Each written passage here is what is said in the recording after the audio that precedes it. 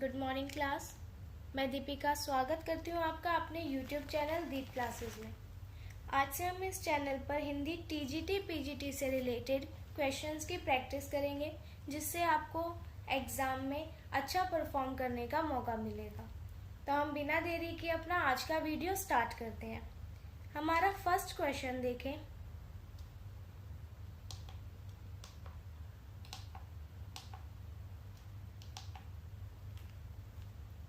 हमारा पहला क्वेश्चन है, पृथ्वीराज रासो के रचनाकार कौन है? इसका आंसर मैं आपको बताती हूँ। देखो, अगर हम पृथ्वी पर देखें तो हमें पृथ्वी से चांद दिखाई देता है, तो इससे हम इजीली याद कर सकते हैं कि पृथ्वीराज रासो किसकी रचना है? चंद्रबरदाई की। चांद से हम चंद को रिलेट कर लेंगे तो पृथ्वीराज रासो चंद्रबरदाई की रचना है। इसकी रचना चंद्रबरदाई ने कब की थी? 12वीं शताब्दी में इसकी रचना चंद्रबरदाई ने की थी। नेक्स्ट है जगनिक। जगनिक की रचना का नाम है परमाल रासो। क्या है इसकी रचना का नाम? परमाल रासो। इसी को हम किस नाम से जानते हैं? आल्हा खंड, इसके नाम से भी हम इसको जानते हैं। देखो, परमाल रासो को हम ऐसे रिलेट कर सकते हैं, पराया माल। तो जब हमारे पास पराया माल होता है, किसी और का सामान होता है, तो हम क्या करते हैं? जगनिक, रात को जगते हैं ताकि वो माल चोरी ना हो जाए। तो परमाल रासो को हम पराया माल और जगनिक को हम जागने से रिलेट कर सकते हैं। तीसरा ऑप्शन में हमारे पास दे रखा है नरपति नाहल। नरपति नाहला ने जो रचना की उसका नाम है विजयपाल रासो। एक सेकेंड।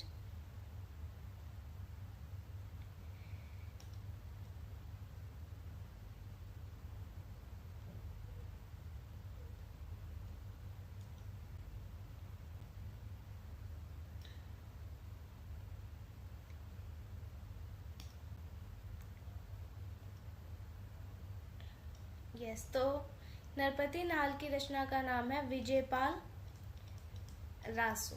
अगर हम विद्यापति की बात करें तो विद्यापति की जो सबसे फेमस रचनाएं हैं उसमें एक आती है पदावली। ठीक है, इसकी रचना विद्यापति ने की थी 14वीं शताब्दी में। इसके अलावा विद्यापति की रचना है कीर्ति लता और एक है कीर्ति पताका। तो ये तीनों रचनाएं किसकी है? विद्यापति की। इसमें जो पदावली है, इसकी अगर हम भाषा की बात करें तो पदावली की भाषा है मैथिली, और इसी के कारण विद्यापति को मैथिल कोकिल भी कहा जाता है। अब हम आते हैं अपने नेक्स्ट क्वेश्चन पे। नेक्स्ट क्वेश्चन है, भक्ति काल के किस कवि को अष्टचाप के कवियों में शामिल नहीं किया गया है? तो सबसे पहले हम जानते हैं भक्ति काल के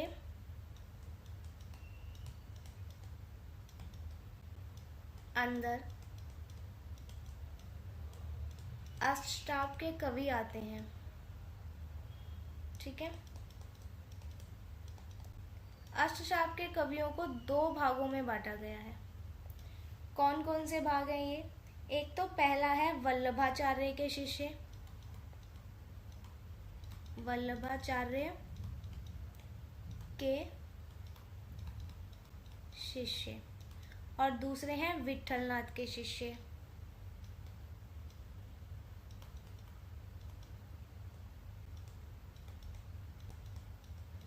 ठीक है, वल्लभाचार्य के शिष्यों में आ जाते हैं पहले हमारे सूरदास, दूसरे हैं हमारे कुंभन दास,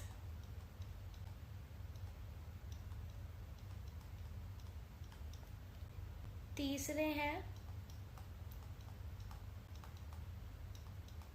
परमानंद दास, और चौथे की बात करें तो ये है कृष्ण दास। इसी तरह से विठलनाथ के भी 4 शिष्य हैं। इसमें सबसे पहले नाम आता है गोविंद स्वामी का, गोविंद स्वामी। दूसरा आ जाएगा अब यहाँ पे नंददास,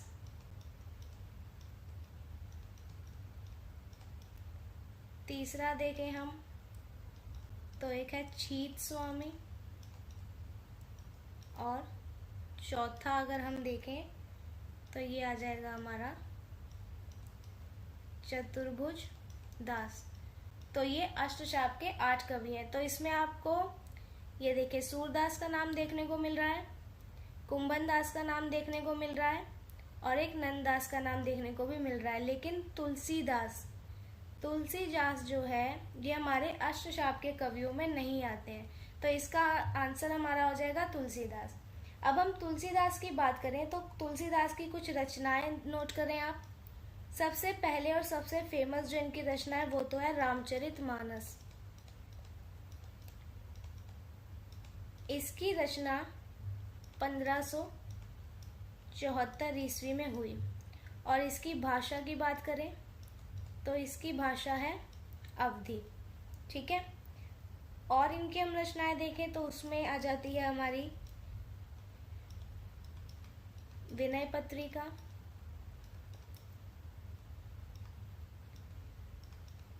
कवितावली और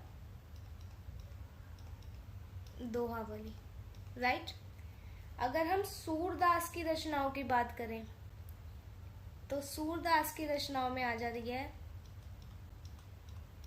सूरसारावली। ठीक है। और सूरसागर,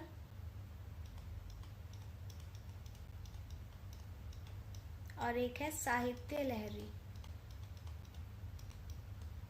ठीक है। अगर हम सूरसागर के समय की बात करें तो ये जो सूरसागर है ये हमारा 16वीं शताब्दी की रचना है, जो कि कृष्ण भक्ति पर आधारित है। ठीक है। कुंभन दास की बात करें तो ये अष्टचाप के कवि हैं ही। और अगर नंददास की बात करें तो नंददास जो है ये वात्सल्य रस के कवि हैं। वात्सल्य रस के कवि। ठीक है। तो हमने ये जान लिया कि अष्टचाप के अंदर टोटल 8 कवि आते हैं, जिसमें 4 वल्लभाचार्य के हैं और 4 विठलनाथ के। विठलनाथ जो है वो वल्लभाचार्य के पुत्र हैं। तो वल्लभाचार्य के शिष्यों में सूरदास, कुंभन दास, परमानंद दास और कृष्णदास आते हैं। इसी तरह विठलनाथ के शिष्यों में गोविंद स्वामी, नंददास, छीत स्वामी और चतुर्भुज दास ये सब आते हैं। अब बढ़ते हैं हम अपने अगले क्वेश्चन की तरफ। नेक्स्ट क्वेश्चन है रीतिकाल का प्रमुख रस कौन सा है। इसमें हमें ऑप्शन दिए गए हैं वीर रस, श्रृंगार रस, हास्य रस और शांत रस। एक एक करके समझते हैं। अगर हम वीर रस की बात करें तो वीर रस जो है इसका प्रयोग आदिकाल और भक्तिकाल दोनों में ही मिलता है, लेकिन अधिकतम प्रयोग की बात करें तो वीर रस जो है आदिकाल में हमें देखने को मिलता है। रीतिकाल में हमें श्रृंगार रस की प्रधानता देखने को मिलती है। इसका भी अगर हम एक उदाहरण लें तो सबसे सर्वश्रेष्ठ उदाहरण इसका आ जाता है बिहारी सतसई। सब जानते होंगे इसे, बिहारी सतसई। ये किसकी रचना है? बिहारी की रचना है और 17वीं शताब्दी की है। इसे श्रृंगार रस की प्रधान रचना कहा जाता है। इसके साथ ही श्रृंगारिक कवि में एक आ जाते हैं हमारे भूषण और एक आ जाते हैं केशवदास। केशवदास की रचना की बात करें तो वो आ जाएगी हमारी रसिक प्रिया।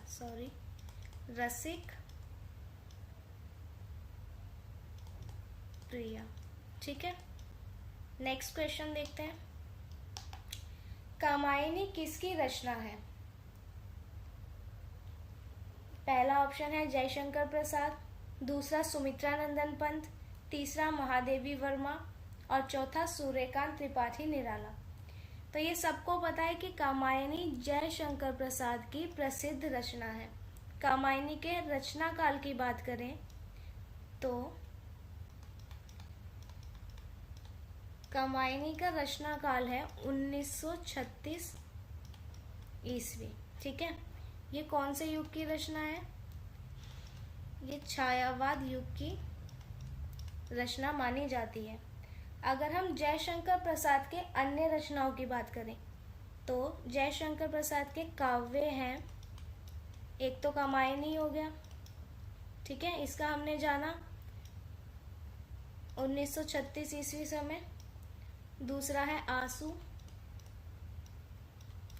फिर है हमारा लहर, और एक आ जाएगा झरना। ठीक है, ये जयशंकर प्रसाद के काव्य हैं। अब अगर हम जयशंकर प्रसाद के नाटकों की बात करें तो इसमें आ जाएगा सबसे पहले तो चंद्रगुप्त, फिर एक आ जाएगा स्कंदगुप्त, ओके। इसके बाद आ जाएगा हमारा ध्रुव स्वामिनी,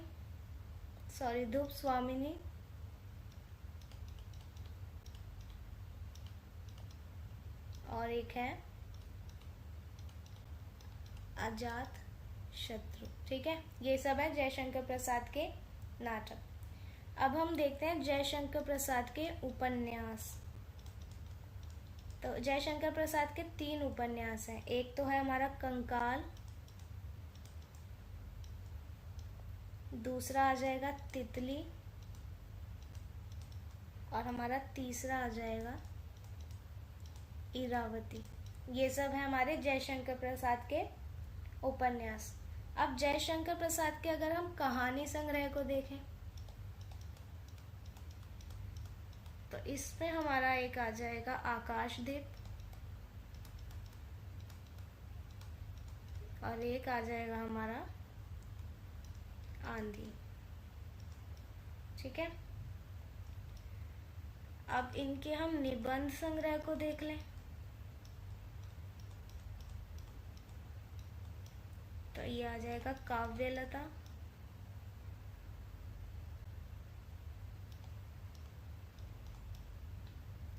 और भी इनके अन्य निबंध आ जाएंगे। ये सब हमने जाना जयशंकर प्रसाद के। अब इसके हम बाकी ऑप्शन देखें। एक है ये सुमित्रानंदन पंत, इनकी एक रचना है पल्लव, और इसके रचना काल की बात करें तो वो है 1928। इसकी अन्य रचना है ग्राम्या, और एक आप लिख सकते हैं युगवाणी। ओके, अब है महादेवी वर्मा की प्रमुख रचना है एक नीरजा, जो कि 1934 में लिखी गई। इसके अलावा है एक सांध्य गीत, और एक है अतीत के चलचित्र। ठीक है, अब आ जाते हैं सूर्यकांत त्रिपाठी निराला पे। तो ये एक प्रगतिवादी कवि है।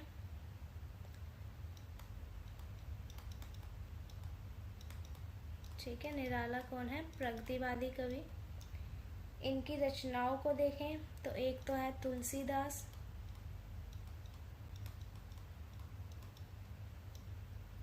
एक आ जाएगी बेला की रचना इन्होंने की 1933 ईस्वी में। ठीक है, अब बढ़ते हैं हम अपने नेक्स्ट क्वेश्चन की तरफ। नेक्स्ट क्वेश्चन है गोदान उपन्यास के लेखक कौन है? पहला है प्रेमचंद, यशपाल, फणीश्वरनाथ रेणु और कृष्णा सोबती। हिंदी साहित्य के सभी बच्चों को पता होता है कि गोदान उपन्यास के लेखक कौन है, क्योंकि गोदान एक बहुत ही प्रसिद्ध उपन्यास है। तो इनके जो लेखक हैं वो मुंशी प्रेमचंद माने जाते हैं। मुंशी प्रेमचंद ने गोदान उपन्यास की रचना 1936 ईस्वी में की थी। इनके और भी अन्य उपन्यास हैं, देखें हम कौन कौन से हैं। एक है गबन, जो कि 1931 ईस्वी का है। फिर हम ले लें कर्मभूमि 1932 ईस्वी।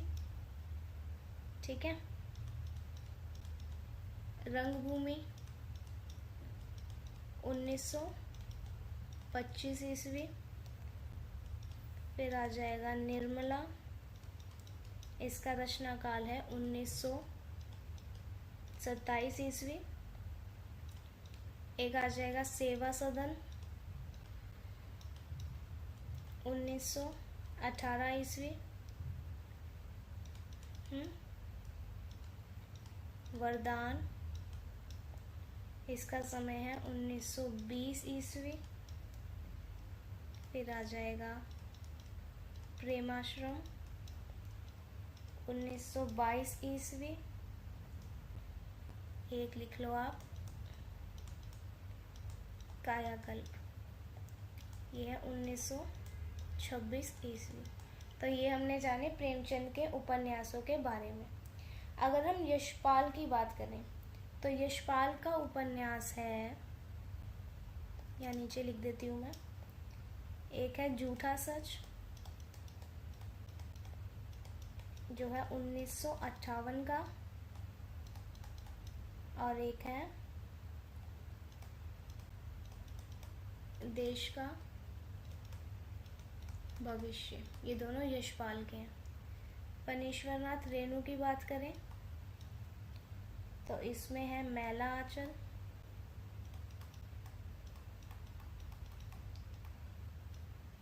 जो कि 1954 ईस्वी का है। और एक हम लिख सकते हैं परती परिकथा। ठीक है, अब कृष्णा सोबती का भी देख लेते हैं हम। कृष्णा सोबती पे आए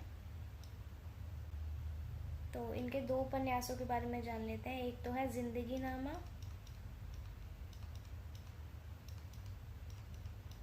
और एक लिख लेते हैं मित्रों मरजानी। ठीक है, मित्रों मरजानी। तो ये सब जो है इसके हैं फणीश्वरनाथ रेणु के उपन्यास। आगे बढ़ते हैं हम अपने नेक्स्ट क्वेश्चन की तरफ। नेक्स्ट क्वेश्चन हमारा है, सरस्वती पत्रिका का प्रकाशन किस युग में हुआ? भारतेंदु युग, द्विवेदी युग, छायावादी युग या फिर प्रगतिवादी युग? एक एक करके जानते हैं। सबसे पहले हम देखते हैं भारतेंदु युग का समय। तो जो भारतेंदु युग का समय है वो 1873 से 1885 ईस्वी का माना जाता है। ठीक है, फिर आ जाते हैं द्विवेदी युग। तो सरस्वती पत्रिका का प्रकाशन जो है वो द्विवेदी युग में हुआ। द्विवेदी युग का समय इसका जो संपादन है वो किया महावीर प्रसाद द्विवेदी ने। ठीक है, सरस्वती पत्रिका का प्रकाशन महावीर प्रसाद द्विवेदी ने किया था। छायावाद की बात करें तो इसका जो समय है वो है 1918 से 1936। और प्रगतिवादी युग की बात करें तो ये है 1936 से 1950। प्रगतिवाद में जो है समाजवाद, साम्यवाद और यथार्थवाद, इन सब पर जो है जोर दिया गया था। ठीक है, आगे बढ़ते हैं नेक्स्ट क्वेश्चन की तरफ। नेक्स्ट क्वेश्चन है, कबीर किस काव्य धारा के कवि हैं? तो जो कबीर हैं वो संत काव्य धारा के कवि माने जाते हैं। कबीर की बात करें तो कबीर ने जो है, एक सेकेंड, कबीर ने निर्गुण भक्ति का प्रचार किया। ठीक है, कबीर की हम रचनाओं की बात करें तो इसकी मुख्य 3 रचनाएं मानी जाती है। एक तो है साखी, एक है रमैनी और एक आ जाएगा बीजक। ठीक है, तो कबीर किसमें है? संत काव्य धारा के कवि माने जाते हैं। अगर हम सूफी काव्य धारा के कवि की बात करें तो इसमें नाम आ जाता है मलिक मोहम्मद जायसी का। ठीक है, मलिक मोहम्मद जायसी सूफी काव्य धारा के कवि हैं और इनके साथ एक है कुतुबन। अगर हम राम भक्ति काव्य की बात करें तो इसके सबसे प्रसिद्ध कवि हैं तुलसीदास।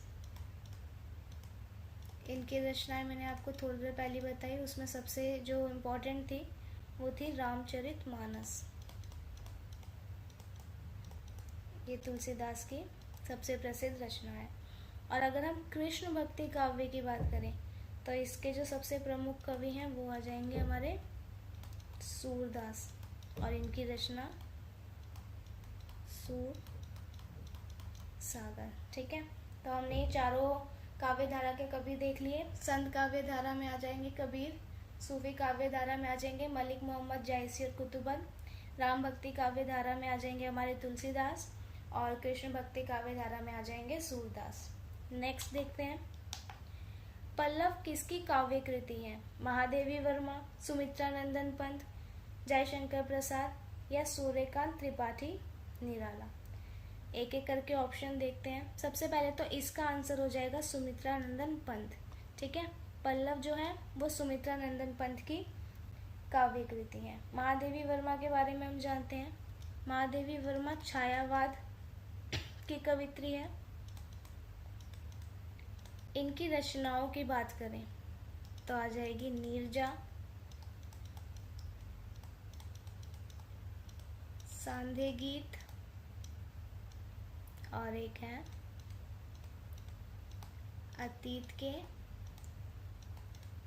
चलचित्र। ठीक है, सुमित्रा नंदन पंत की अन्य रचनाएं देखें। पहले हम पल्लव का समय जान लेते हैं। पल्लव का जो समय है वो है 1928। तो ये पल्लव 1928 में जो है प्रकाशित हुई थी। सुमित्रा नंदन पंत के हम काव्य संग्रह देखें तो इसमें एक है वीणा, एक हमने पल्लव जान लिया 1928 में, फिर एक है ग्राम्या, युगांत, और इसके साथ साथ हम एक लिख सकते हैं चिदम्बरा। ये सब जो है सुमित्रा नंदन पंत की काव्य कृतियाँ हैं। एक और आप इसमें नोट कर सकते हो, वो है कला और बूढ़ा चांद। ये सुमित्रा नंदन पंत की काव्य कृतियाँ हैं। जयशंकर प्रसाद पे आते हैं। सेम जयशंकर प्रसाद किसके कवि हैं? छायावाद के। इनकी हम रचनाएं देखें तो इसमें हम देख सकते हैं आंसू, झरना, और एक आ जाएगा हमारा कामायनी। सूर्यकांत त्रिपाठी निराला की बात करें तो इनकी रचनाओं में आ जाएगा एक बेला, और एक आप लिख सकते हो परिमल। ये किसकी रचना है? सूर्यकांत त्रिपाठी निराला की। ठीक है, आगे बढ़ते हैं अपने नेक्स्ट क्वेश्चन की तरफ। नेक्स्ट क्वेश्चन है, राग दरबारी उपन्यास के रचनाकार कौन है? ऑप्शन में है श्रीलाल शुक्ल, हरिशंकर परसाई, भीष्म साहनी और मन्नू भंडारी। देखते हैं। राग दरबारी के जो रचनाकार हैं वो माने जाते हैं श्रीलाल शुक्ल। ठीक है, श्रीलाल शुक्ल को राग दरबारी का रचनाकार माना जाता है। तो राग दरबारी की जो रचना है वो श्रीलाल शुक्ल ने 1968 ईस्वी में की थी। राग दरबारी एक कैसा उपन्यास है? व्यंग्य उपन्यास है। कैसा है? व्यंग्य उपन्यास। ठीक है, और इसमें क्या दिखाया गया है? इसमें ग्रामीण समाज की समस्याओं को और वहाँ की राजनीति को दिखाया गया है। श्रीलाल शुक्ल के हम अन्य उपन्यासों की बात करें तो इसमें आ जाएगा एक मकान, आधा गांव, एक है सोनी घाटी का सूरज,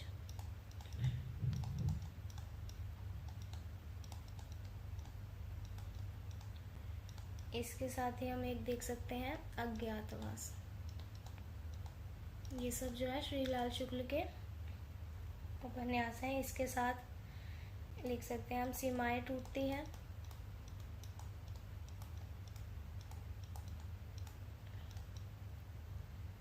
फिर एक पहला पड़ाव और एक है विश्रामपुर का संत।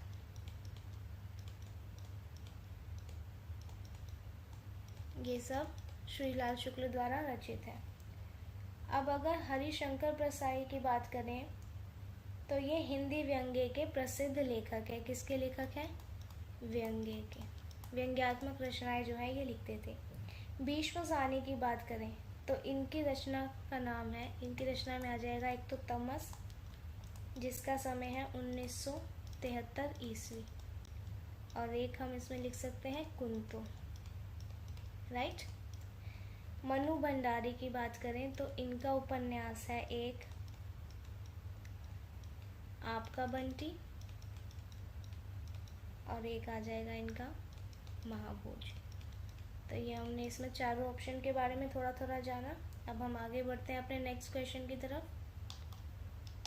नेक्स्ट क्वेश्चन है अंधेर नगरी नाटक के लेखक कौन है? ऑप्शन में हमें दे रखा है भारतेंदु हरिश्चंद्र, जयशंकर प्रसाद, मोहन राकेश और जगदीश चंद्र माथुर। तो अंधेर नगरी नाटक जो है वो भारतेंदु हरिश्चंद्र द्वारा रचित है।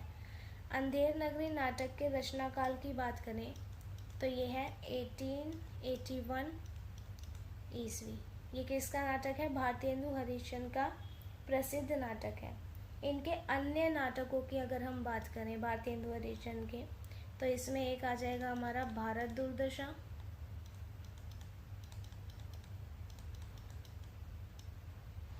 एक है सत्य हरिश्चंद्र,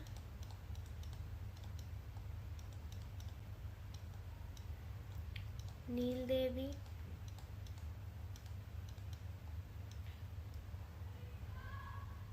चंद्रावली, फिर है वैदिकी हिंसा,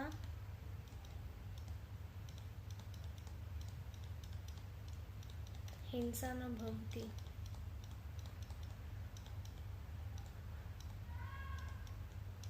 एक है इनका नाटक कर्पूर मंजरी, एक आ जाएगा इनका मुद्रा राक्षस। ठीक है, ये सब जो है हमारे भारतेंदु हरिश्चंद्र के नाटक हैं। अगर हम जयशंकर प्रसाद के नाटकों की बात करें तो इसमें आ जाएगा चंद्रगुप्त, और एक आप लिख लो स्कंदगुप्त। ये दोनों जयशंकर प्रसाद के नाटक हैं। मोहन राकेश के नाटकों की बात करें तो इसमें आ जाएगा एक आशान के एक दिन, और आ जाएगा आधे अधूरे। ठीक है,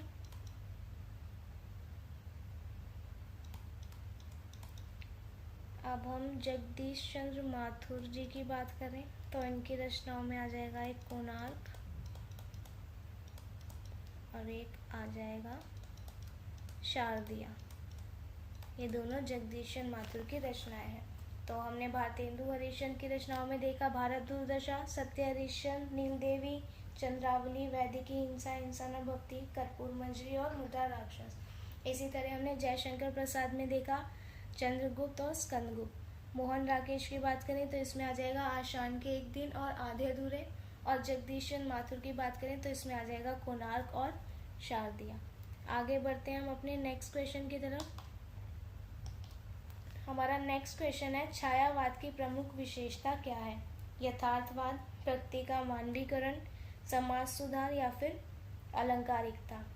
तो अगर हम छायावाद की प्रमुख विशेषता की बात करें तो वो है ऑप्शन नंबर ख, प्रकृति का मानवीकरण। तो छायावाद में हमें प्रकृति का मानवीकरण देखने को मिलता है। छायावाद के हम प्रमुख कवि की बात करें तो इसमें आ जाएंगे एक तो हमारे महादेवी वर्मा, ठीक है, सेकंड हमारे आ जाएंगे जयशंकर प्रसाद,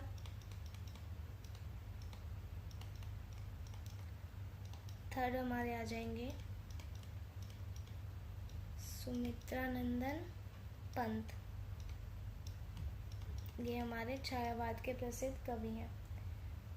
ठीक है, आगे बढ़ते हैं अपने नेक्स्ट क्वेश्चन की तरफ।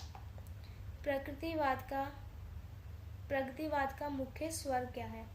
ऑप्शन है व्यक्तित्ववाद, साम्यवाद, रहस्यवाद या कल्पनाशीलता। तो प्रगतिवाद का जो मुख्य स्वर है वो है हमारा साम्यवाद। ठीक है, आगे देखते हैं। नेक्स्ट क्वेश्चन है, अतीत के चलचित्र किसकी रचना है? महादेवी वर्मा, शिवानी, मन्नू भंडारी या कृष्णा सोबती। तो अतीत के चलचित्र जो है ये एक संस्मरण है, किसका है? महादेवी वर्मा का। अतीत के चलचित्र क्या है? एक है संस्मरण। कभी कभी आपको क्वेश्चन में विधा भी पूछते हैं कि ये पूछ सकते हैं अतीत के चलचित्र किस विधा में रचित है, तो उसमें हमारा आ जाएगा कि एक संस्मरण है। ठीक है, तो महादेवी वर्मा के अन्य रचनाओं की बात करें तो इसमें आ जाएगी नीरजा, इसका समय है 1934। इसमें आ जाएगा यामा, इसका समय है 1936। और एक आ जाएगा हमारा सांध्य गीत। ठीक है, शिवानी की बात करें तो ये एक प्रसिद्ध उपन्यासकार हैं। इनकी रचनाएं देखें हम तो एक आ जाएगा कृष्णकली और 14 फेरे। आप इन क्वेश्चन के सभी ऑप्शन को बहुत ध्यान से देखें, क्योंकि ज़रूरी नहीं है कि आपके एग्ज़ाम में ये नहीं पूछे, कुछ भी पूछ सकते हैं। तो इन क्वेश्चन से भी हो सकता है, इन ऑप्शन से हो सकता है आपके नए क्वेश्चन बन जाए। तो मैं जो आपको ये ऑप्शन बता रही हूँ आप उनको भी बहुत ध्यान से देखें। थर्ड है मन्नू भंडारी, तो इसमें मैंने आपको बताया था इनका आ जाएगा एक आपका बंटी और एक आ जाएगा महाभोज। कृष्णा सोबती की बात करें तो इनकी प्रमुख रचनाओं में मैंने आपको थोड़ी देर पहले ही बताया था, एक तो था जिंदगी नामा, इसका समय था 1979। और एक मैंने बताया आपको मित्रों मरजानी। ठीक है, आगे बढ़ते हैं अपने नेक्स्ट क्वेश्चन की तरफ। तार सप्तक का प्रकाशन किस वर्ष हुआ? 4 ऑप्शन है, 1936, 1943, 1950 और 1957। तो सबसे पहले तो हम इसका राइट आंसर आपको बता दें, इसका राइट आंसर है 1947। तो तार सप्तक का प्रकाशन जो है वो 1943 में हुआ और इनका जो संपादक है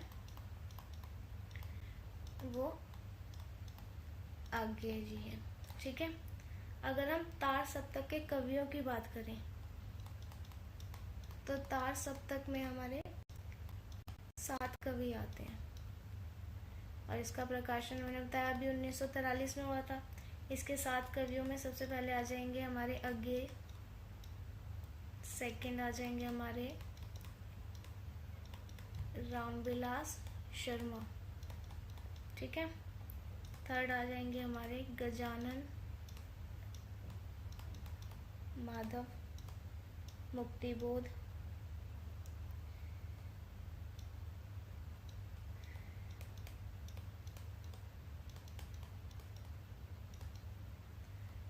फिफ्थ में आप लिख लो प्रभाकर माचवे। सिक्स में गिरिजा कुमार माथुर।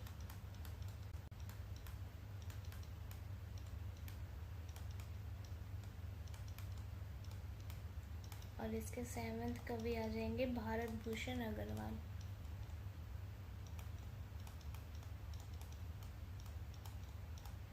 तो यहाँ पे मैंने आपको तार सप्तक के 7 कवि के बारे में बता दिया है, जिसका प्रकाशन कब हुआ था 1947 में और इसका संपादक जो थे वो थे आज्ञे जी। आगे बढ़ते हैं अपने नेक्स्ट क्वेश्चन की तरफ। नई कविता आंदोलन के प्रवर्तक कौन माने जाते हैं? रामविलास शर्मा, गजानन माधव मुक्तिबोध, आज्ञे या नागार्जुन। तो जो नई कविता आंदोलन के प्रवर्तक है वो माने जाते हैं हमारे आज्ञे। इनकी रचनाओं की बात करें तो इसमें आ जाएगा शेखर, एक जीवनी जो कि हमारी 2 भागों में प्रकाशित हुई। एक भाग आया 1940 में और एक आया 1944 में। इनकी दूसरी रचना की बात करें तो उसमें आ जाएगा अरि ओ करुणा प्रभामय। ये दोनों जो है अज्ञे के द्वारा रचित है। नागार्जुन की बात करें तो ये प्रगतिवादी कवि हैं। इनकी रचना है रतिनाथ की चाची। ये इनके द्वारा लिखा गया उपन्यास है।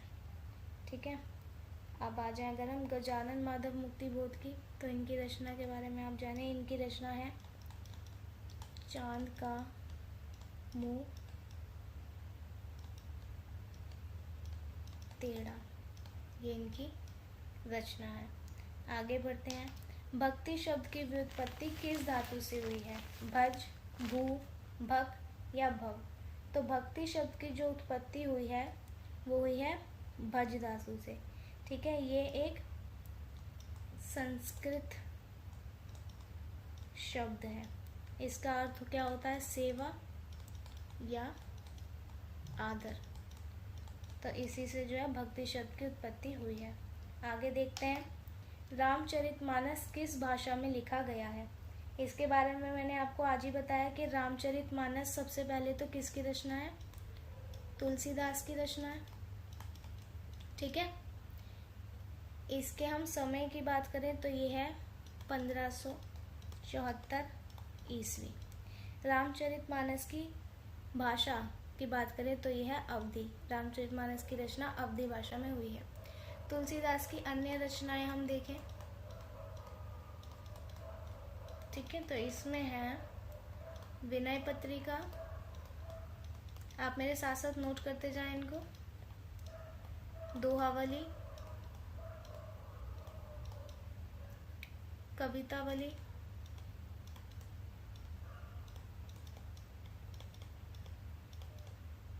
गीतावली,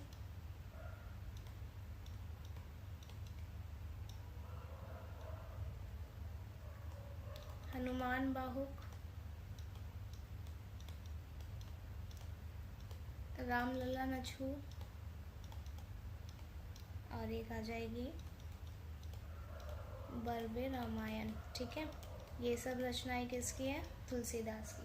तुलसीदास की भाषा की बात करें तो है अवधी और ब्रजभाषा। अवधी और ब्रजभाषा दोनों में लिखते थे, लेकिन यहाँ से रामचरितमानस की भाषा पूछी गई है तो रामचरितमानस की भाषा जो है वो है अवधी भाषा।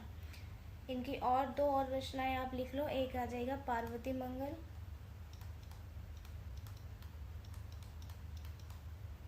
और एक जानकी मंगल।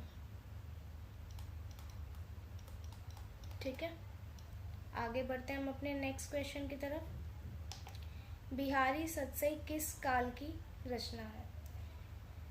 तो बिहारी सतसई की बात करें तो ये है रीति काल की रचना। बिहारी सतसई के रचनाकार कौन है? स्वयं बिहारी इसके जो है रचनाकाल हैं और ये 17वीं शताब्दी की रचना है। ठीक है, बिहारी सतसई में अगर हम दोहों की बात करें, सॉरी ये शताब्दी में मिस्टेक हो गई, एक सेकेंड।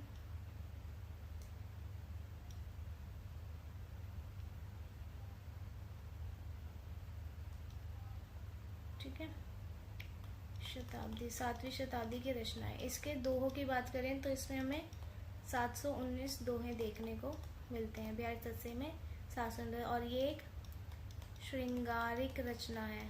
अभी मैंने क्वेश्चन कराया था ना इससे रिलेटेड, ऑप्शन में मैंने आपको बताया था कि बिहारी सतसई जो है वो एक श्रृंगारिक रचना है।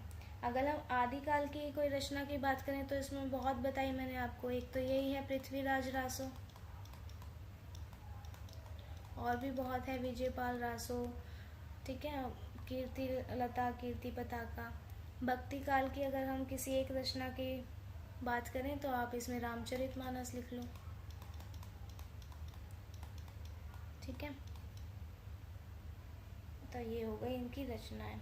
आगे बढ़ते हैं हम अपने नेक्स्ट क्वेश्चन की तरफ। भारत भारती के रचनाकार कौन है? मैथिली शरण गुप्त, श्रीधर पाठक, राम नरेश त्रिपाठी और जगन्नाथ दास रत्नाकर। तो इसका आंसर है हमारा ऑप्शन क। भारत भारती के रचनाकार है मैथिली शरण गुप्त। इसका जो प्रकाशन है वो हुआ था 1912 ईस्वी में। ठीक है, और ये कैसा काव्य है? ये राष्ट्रीयता को जागृत करने वाला काव्य है। कैसे है? राष्ट्रीयता को जागृत करने वाला काव्य। किसके द्वारा रचित है ये? मैथिली शरण गुप्त के द्वारा। इनकी अन्य रचनाओं की बात करें तो इसमें आ जाएगा साकेत, जय भारत और पंचवटी। ये इसकी अन्य रचना है। ठीक है, अगर हम राम नरेश त्रिपाठी की रचनाओं की बात करें तो इसमें आप लिखो मिलन और स्वप्न।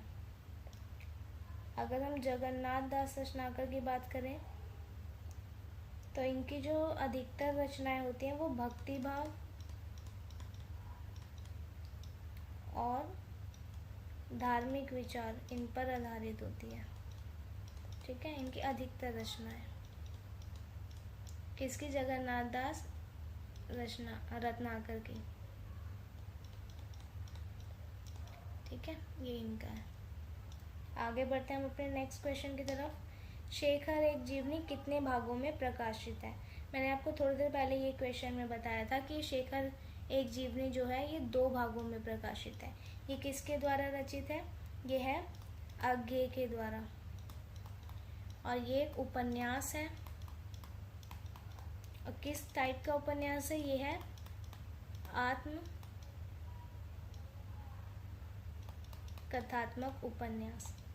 ठीक है, ये 2 भागों में प्रकाशित हुआ था। इसका पहला भाग आया था 1940 में और दूसरा भाग जो आया 1944 में आया था। आगे की अन्य रचनाएं देखें तो इसमें आ जाएगा तार सप्तक। बताया भी मैंने आपको तार सप्तक। इसका प्रकाशन कब हुआ था? 1943 में। और एक आ जाएगा इनके रचना है नदी के द्वीप। ठीक है, आगे बढ़ते हैं अपने नेक्स्ट क्वेश्चन की तरफ। नूतन ब्रह्मचारी उपन्यास के लेखक कौन है? बालकृष्ण भट्ट, प्रताप नारायण मिश्र, बद्रीनाथ भट्ट या फिर राधा कृष्ण दास। तो इसका आंसर हमारा है बालकृष्ण भट्ट। तो नूतन ब्रह्मचारी की जो रचना है वो बालकृष्ण भट्ट ने की थी। ठीक है, आगे देखें तो बालकृष्ण भट्ट ने एक पत्रिका का संपादन भी किया था। तो इनके द्वारा जिस पत्रिका का संपादन किया गया उस पत्रिका के बारे में जाने। उस पत्रिका का नाम है प्रदीप पत्रिका। ओके, इसका संपादन किसने किया था? बालकृष्ण भट्ट ने। अगर हम प्रताप नारायण मिश्र की बात करें तो इनकी रचना है ब्राह्मणों का दर्पण। ब्राह्मणों का दर्पण। ठीक है, नेक्स्ट देखते हैं। आशान का एक दिन किसका नाटक है? मोहन राकेश, विष्णु प्रभाकर, हबीब तनवीर या सर्वेश्वर दयाल सक्सेना। तो आशान का एक दिन मोहन राकेश का नाटक है। ठीक है, इसकी रचना जो है 1958 में हुई थी। इनके अन्य नाटकों की बात करें तो उसमें आ जाएगा आधे अधूरे,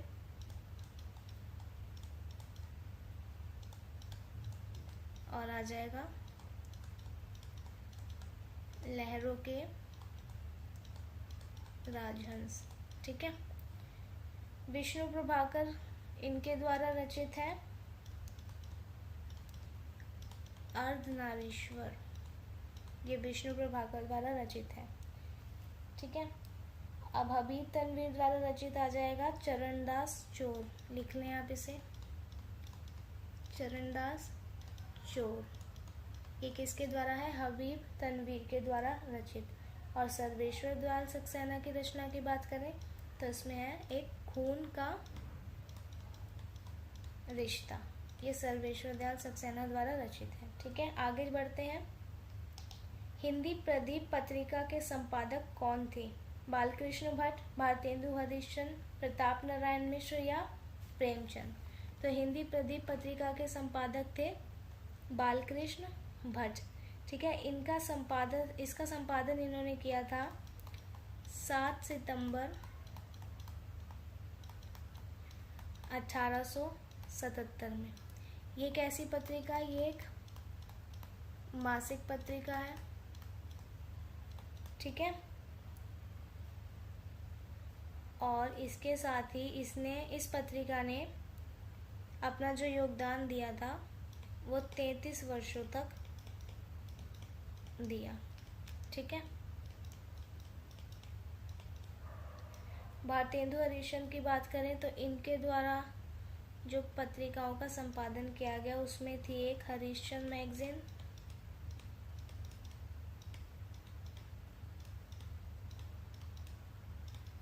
और एक आप लिखो कवि वचन सुधा।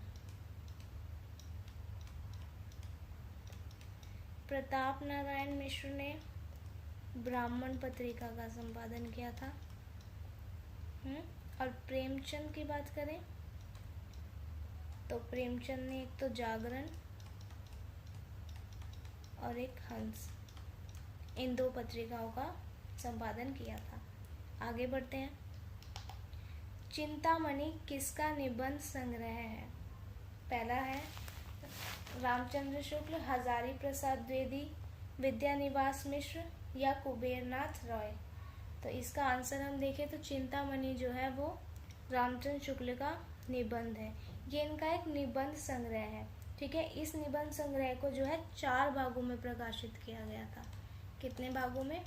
4 भागों में प्रकाशित। इस निबंध संग्रह के अंदर कई निबंधों को रखा गया है। उन निबंधों को एक बार हम देख लेते हैं। एक तो है भाव या मनोविकार, ठीक है। श्रद्धा और भक्ति, क्रोध,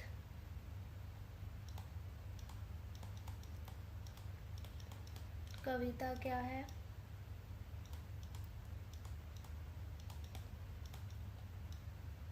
ठीक है। तुलसी की धर्मभूमि,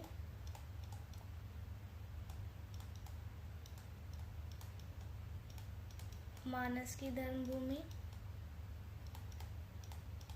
और एक आ जाएगा रसात्मक बोध के विविध रूप। इन सब निबंधों को रामचंद्र शुक्ल ने चिंतामणि निबंध संग्रह में प्रकाशित करवाया, ठीक है, जो कि 4 भागों में प्रकाशित हुआ था। अगर हम हजारी प्रसाद द्विवेदी की बात करें तो इनकी रचनाएं आप नोट करो। इनकी रचनाओं में आ जाएगा एक बाणभट्ट की आत्मकथा,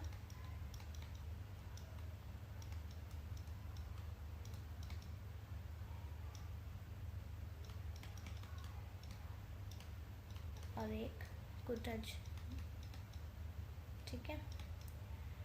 फिर आ जाते हैं अगर हम विद्यानिवास मिश्र का, तो इनका है साहित्य का तात्पर्य,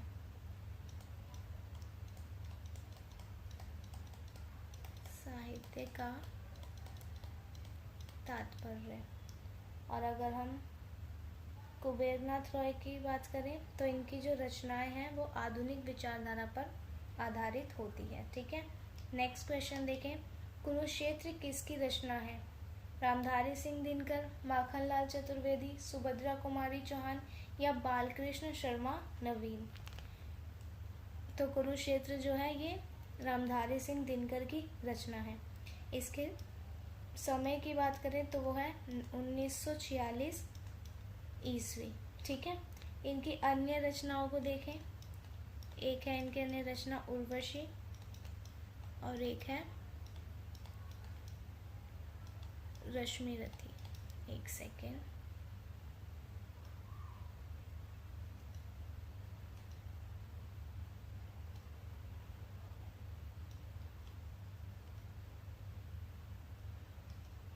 तो एक उर्वशी और एक रश्मिरथी, ये रामधारी सिंह दिनकर की अन्य रचनाएं हैं। माखनलाल चतुर्वेदी की रचनाएं देखें। पुष्प की अभिलाषा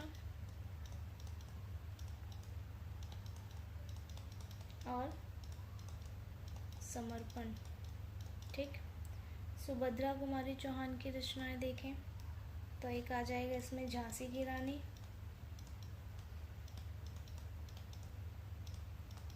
और वीरों का कैसा हो वसंत। ठीक है, वीरों का कैसा हो वसंत। बालकृष्ण शर्मा नवीन की रचनाओं को देखें तो इसमें आ जाएगा एक कुमकुम और राख और चिंगारी। ठीक है, आगे बढ़ते हैं। तो आज के क्वेश्चन बस यहीं तक थे। वीडियो पसंद आई हो तो वीडियो को लाइक एंड शेयर ज़रूर करें और हमारे चैनल को सब्सक्राइब करें। अब हम मिलते हैं अपनी अगली वीडियो में। Thank you.